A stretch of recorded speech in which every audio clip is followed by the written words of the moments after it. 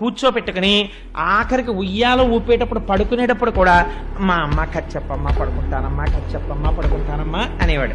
ఏం కథ చెప్తాన్రా అని పడుకోబెట్టి ఉయ్యాల ఊపుతూ, పూర్వం ఇక్ష్వాకు వంశంలో దశరథ మహారాజు గారు ఉండేవారు, ఓ ఆయనకి 9 కుమారులు, ఓ పెద్ద కొడుకు రామచంద్రమూర్తి మహాధర్మాత్ముడు, ఓ అని ఇలా కళ్ళు పడుతుండేవి. అమ్మయ్య పడుకుంటున్నాడు అనుకునేది. ఆ రామచంద్రమూర్తి తండ్రిని సత్యవాక్యమునందు నిలబెట్టడం కోసమని 14 సంవత్సరముల అరణ్యవాసానికి వెళ్ళాడు అని.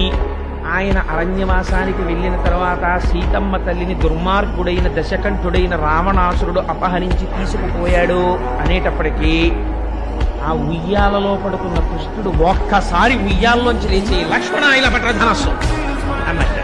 ఎక్కడికి పోతుంది తత్వం? కిందటి జన్మలో రాముడు ఆయనే.